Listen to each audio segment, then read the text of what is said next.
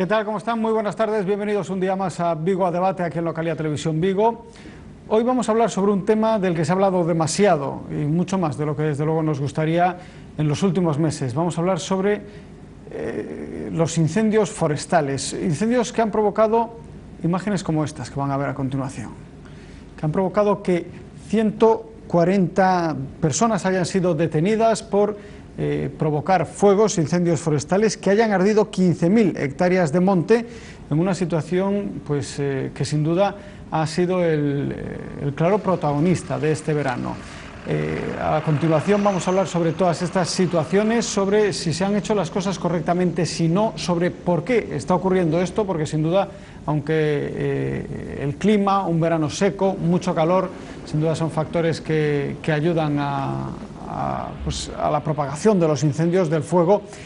Desde luego, todo apunta, y así lo dicen además todas las personas que están implicadas en este proceso, que la mano del hombre podría estar detrás de estos incendios. Incendios que, aunque estamos viendo ahora imágenes de los incendios ya extinguidos, dejan imágenes absolutamente, como podemos ver, desoladoras. Hectáreas y hectáreas de monte quemado, completamente arrasado por las llamas, por incendios además muy voraces, avivados además por el viento que hemos tenido este verano, clima muy seco, mucho sol, mucho calor, muy poquita lluvia, y una situación que ha hecho que desde el gobierno autonómico, desde el gobierno central, desde las distintas administraciones locales hayan tenido que volcarse para conseguir pues sofocar las llamas que hemos visto, y además en territorios muy cercanos pues aquí a Vigo, donde nos encontramos, pues como esas llamas iban avanzando de manera pues prácticamente imparables, y dejando imágenes como esta que podemos ver ahora mismo, en la que los bomberos, los efectivos antiincendios, pues tenían que con sus propias manos prácticamente pues intentar extinguir las llamas, intentar extinguir estos incendios. Además, con la colaboración de los vecinos, porque no podemos olvidar que muchos de estos fuegos han llegado incluso hasta la casa, muy cerca, prácticamente a las puertas de las casas de muchos gallegos que tienen sus casas en zonas forestales, y en donde, pues como estamos diciendo, llegaron incluso a ver sus vidas en peligro. Bueno, pues este es el tema del que vamos a hablar hoy en este tiempo de Vigo a Debate, y para analizar esta situación, cómo ha ocurrido, por qué ocurren estos incendios, qué es lo que se puede hacer para evitar que vuelvan a ocurrir, y qué es lo que queda ahora por delante para evitar que las consecuencias de los incendios puedan ir todavía más, puedan traer consecuencias medioambientales todavía peores. Pues tenemos con nosotros al alcalde del municipio de Oia, uno de los ayuntamientos más afectados, Alejandro Rodríguez. ¿Qué tal? ¿Cómo está? Muy buenas tardes, boa tarde. Buenas tardes, boa tarde. Bueno, han sido momentos de muchísima tensión los que han vivido en Oia, muchos días viendo cómo las llamas siguen avanzando, y yo creo que también haciéndose una pregunta, seguramente, alcalde, que lo hemos hablado además en diversas ocasiones en el tiempo de Radio Vigo, pregunta de ¿por qué ocurre esto? Vamos a ver, buenas tardes a todos. Efectivamente fueron momentos, hubo unos momentos sí bastante duros, ¿verdad? El problema más grande es que cuando empieza el incendio, yo a la hora y media más o menos estaba allí, cogí un técnico que es familiar mío, que estaba de técnico en Pontereas y venía para ese fuego, venía para casa. Entonces el problema es que el fuego se empezó a estirar en muy poquito tiempo con el viento que había, ¿no? Entonces la Xunta, yo ahí pues voy a discrepar un poco por un jefe de extinción. Este jefe de extinción muchas veces tiene un informe pero no conoce el monte. Al no conocer el monte, ¿qué es lo que pasa? ¿Qué instrucciones puede dar usted si no sabe dónde tiene un cortafuegos, no sabe dónde tiene una pista, no sabe dónde hay un depósito de agua tan siquiera cercano para poder repostar los camiones? Es de noche.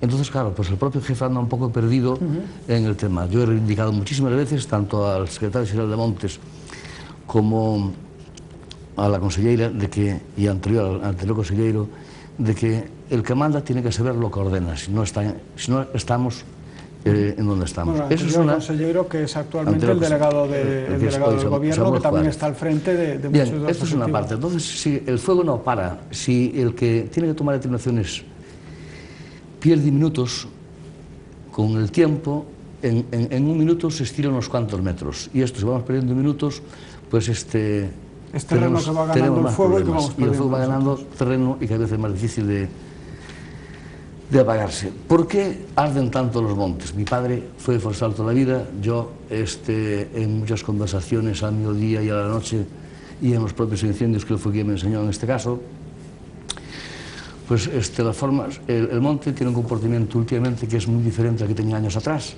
Los montes, hace años cuando yo era crío, pues estaban cuidados. Las propiedades de los vecinos, incluidas las mías, pues las teníamos limpias. ¿Por qué? Porque teníamos el ganado en casa, porque había que tener forrajes para los ganados, había que pastar los ganados, hacerle la cama, etc. Y los montes pues estaban totalmente limpios. Al abandonar el campo, nuestras propiedades, empezamos por ahí, pues aparecen llenas de zarzas, de retamas, de tojos, etcétera, etcétera. Entonces el monte le pasa exactamente igual. Entonces cuando empieza a arder se descontrola y por eso los incendios ahora, en mi opinión, son mucho más grandes que eran en los años 70 o en los años 60 y tantos. A pesar de que tenemos medios de extinción y los tenemos muy modernos, etcétera, etcétera. Pero cuando no se puede, o sea, cuando la fuerza física pueda más que los aviones, pues es imposible poder detenerlos. Y ahí es donde arden tantas hectáreas, desgraciadamente. Y bueno, pues solo se puede imaginar lo que es un incendio el que está delante de él, ¿no? Yo el otro día estábamos, al poco de comenzar, estábamos apagándolo y bueno, pues lo que se llaman quemas controladas, yo vulgarmente le llamo contrafuegos, pues la única que tenemos para salvar y con agua. Y bueno, pues los cortafuegos famosos, ¿no?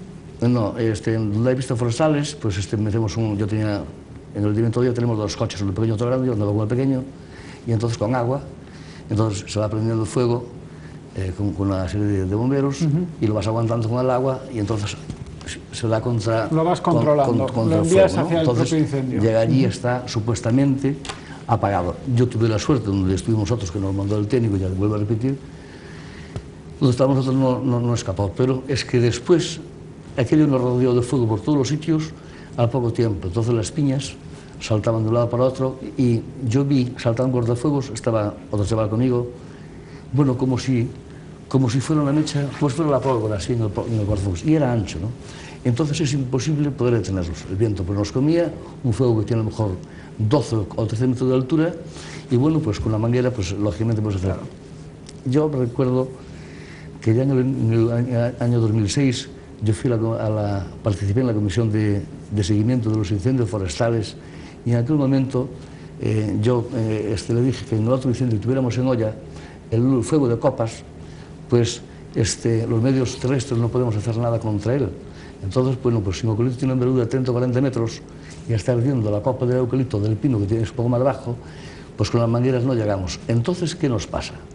Yo le decía en las sugerencias, pero yo decía que por favor en las pistas forestales dejen ustedes 15 metros a cada lado, se cortan, o bien se repuebla con frondosas o se deja sin repoblar. Y entonces tanto trabajan los terrestres como los aéreos y no se produce ese fuego de copa.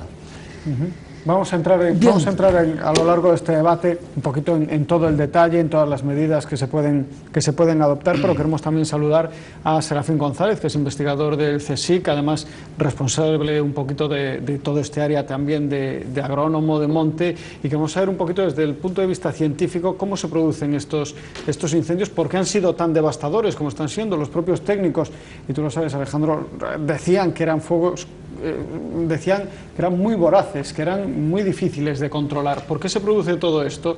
¿Y qué es lo que se puede también hacer para contrarrestarlo, Serafín? Bueno, lo que ha indicado el alcalde comenzó por el final, ¿no? Es decir, las dificultades de la extinción una vez que hay ese fuego, porque es muy de copa, llamas muy elevadas, muy voraz, facilitado por las condiciones climáticas, el viento muy fuerte.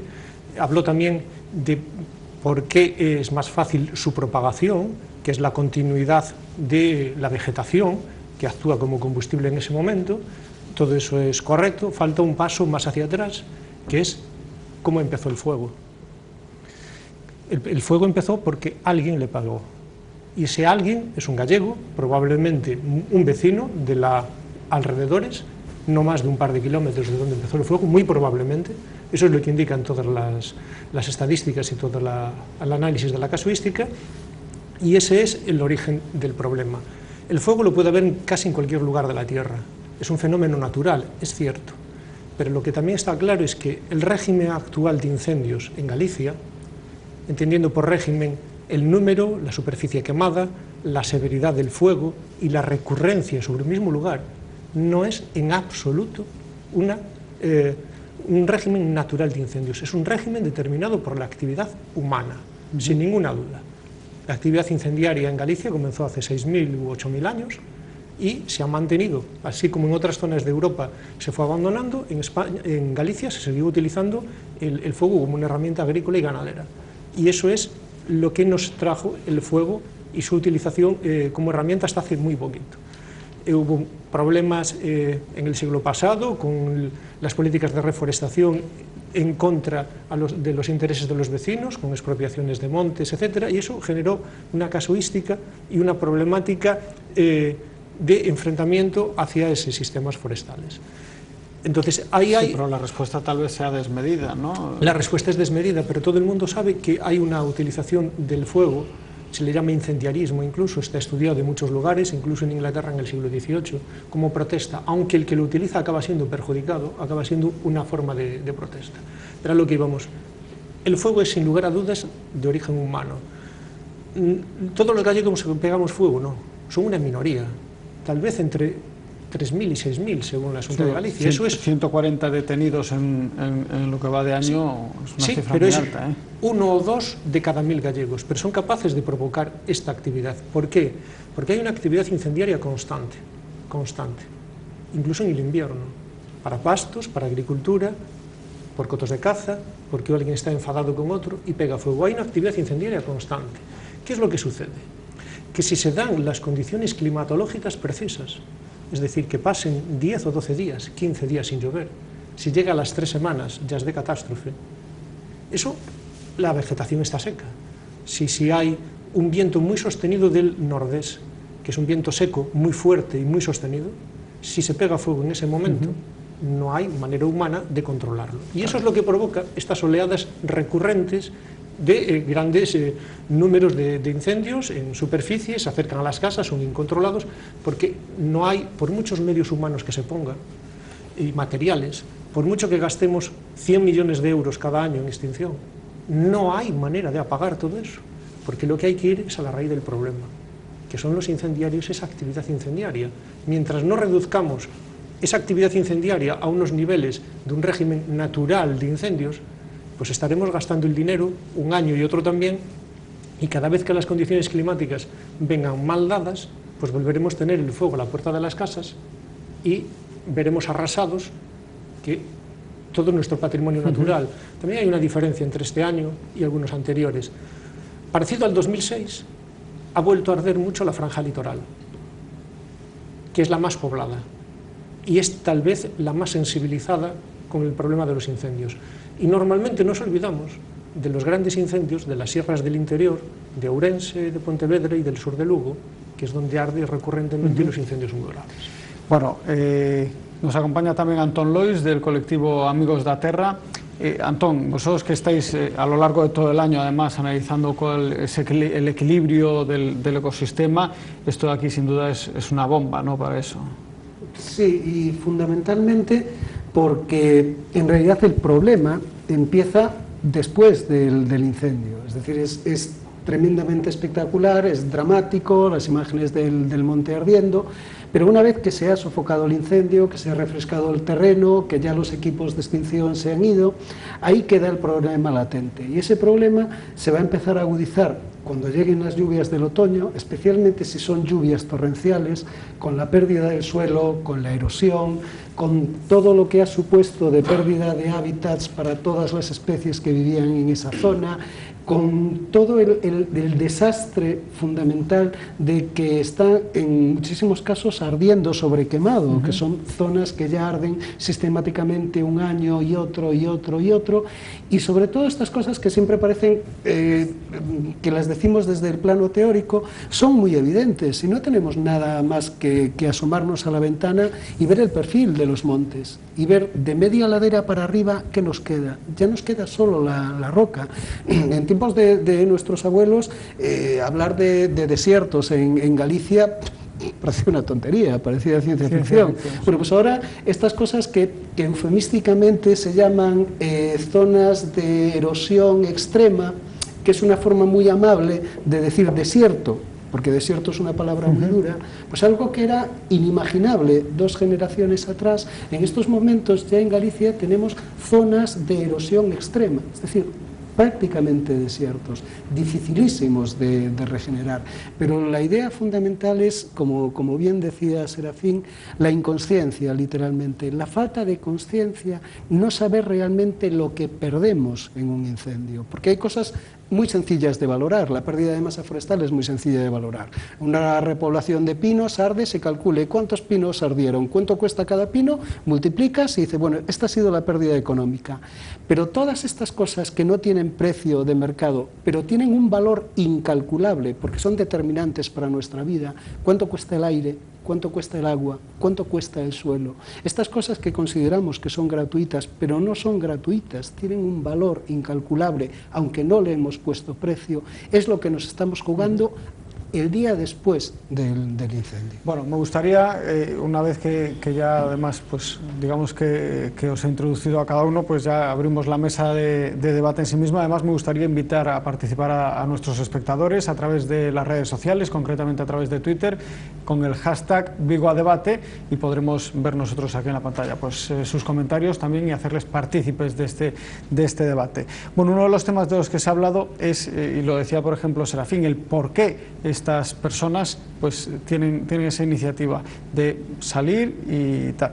Bueno, hablabas de que puede haber rencillas que vengan de mucho antes, muchísimas razones, pero la verdad es que el número de personas que practican esta actividad incendiaria es demasiado alto como para que sea casual. Tiene que haber una razón común. No sé si a lo mejor, pues por ejemplo Alejandro, que estás muy al día a día, al pie, hablando con los vecinos, ¿cuál es la realidad? ¿Por qué puede salir alguien al monte y además sobre todo sabiendo que puede llegar a afectar a viviendas de sus vecinos, que puede llegar a afectar a sus propias tierras?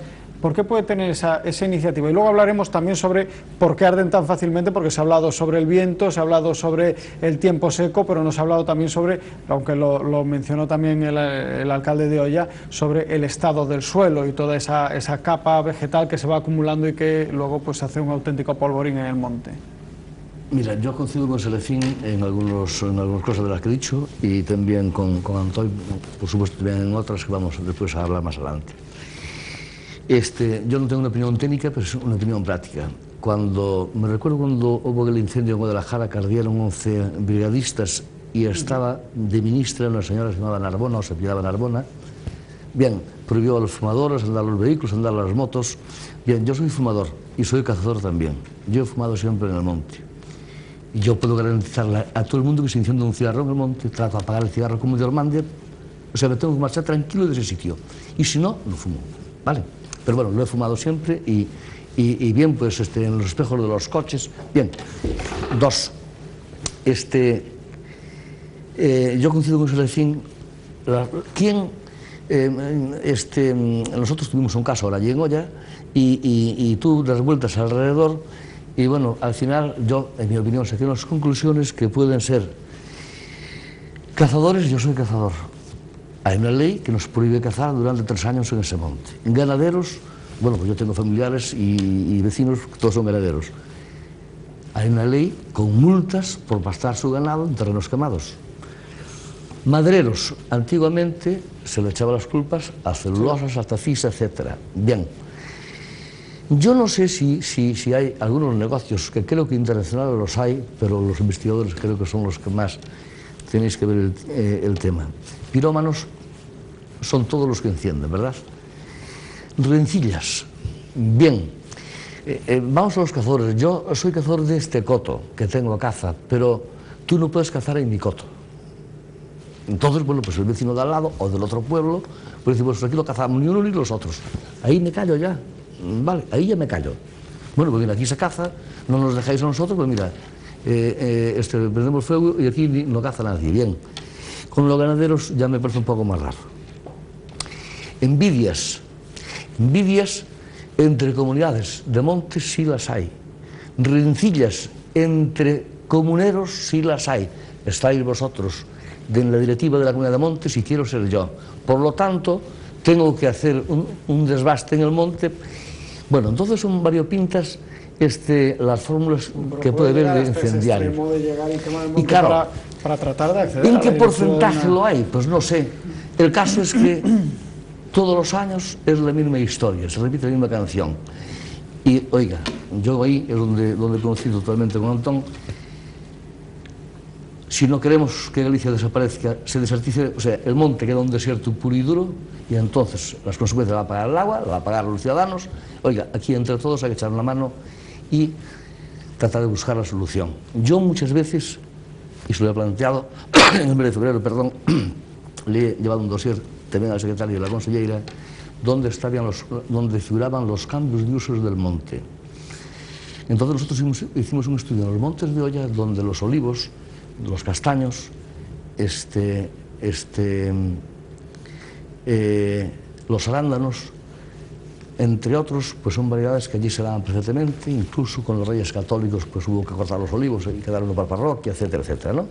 Bien, hombre, esto no se habla, pero tiene que ser una cosa a largo plazo porque no hay dinero ni cosa por el estilo, ¿no?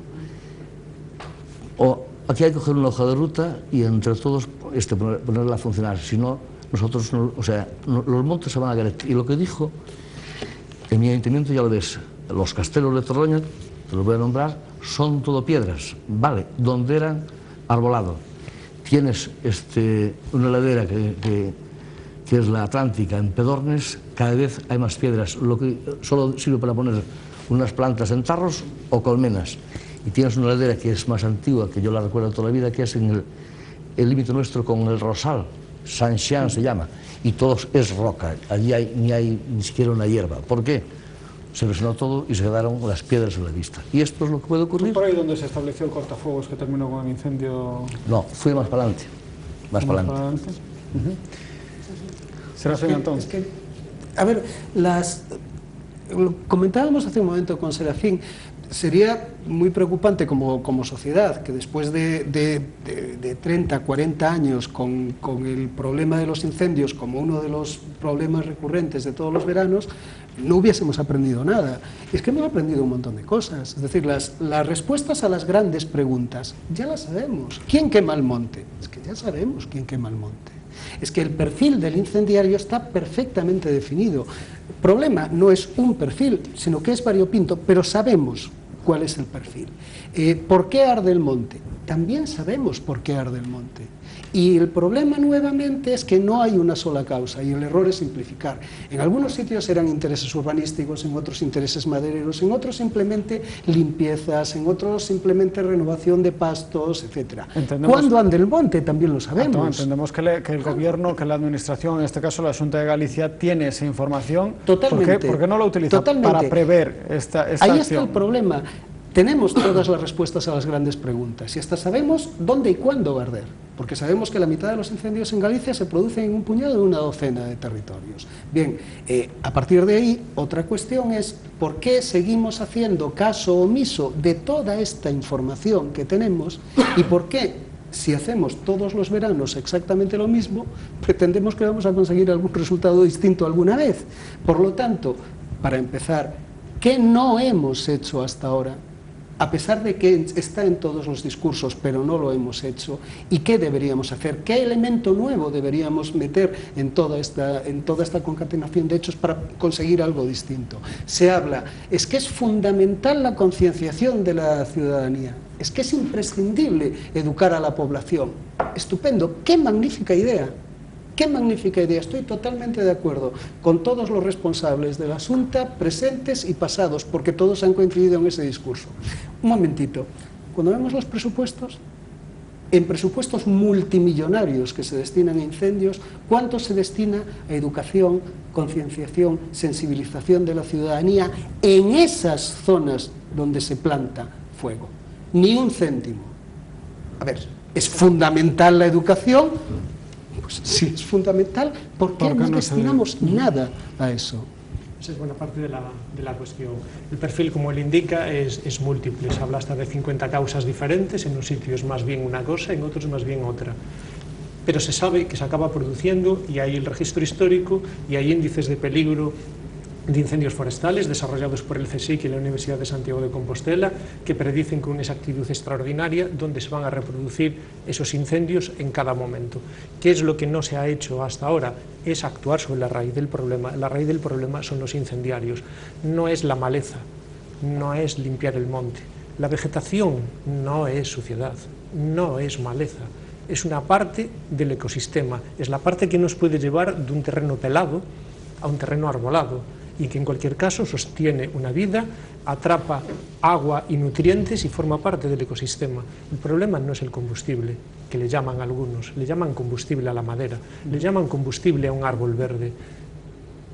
Sin embargo, hay muchísimo combustible en los depósitos de la refinería de A Coruña, y hay casas a menos de 100 metros y no arde, porque para que haya un fuego tiene que haber una fuente de ignición, y detrás de eso está el incendiario.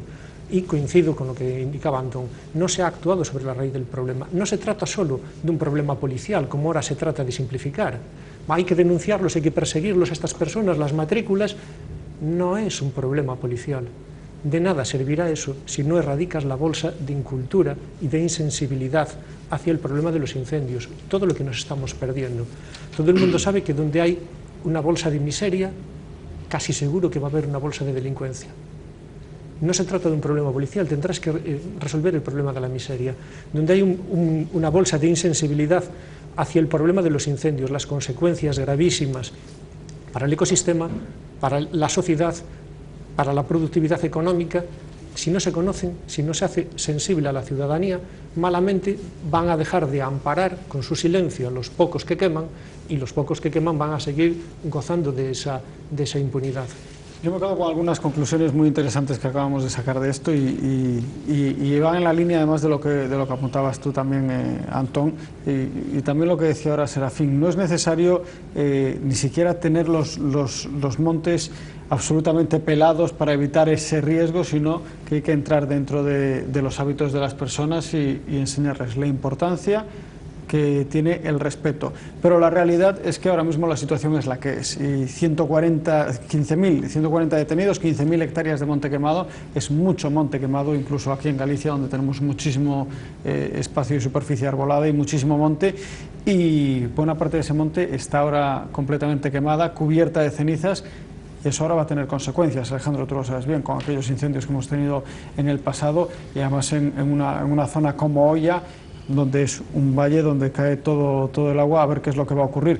Ahora vamos a hacer un alto en el camino y a la vuelta analizamos qué es lo que tenemos que hacer ahora para evitar que las consecuencias de estos incendios sean todavía peores. En unos minutos aquí en Localia Vigo.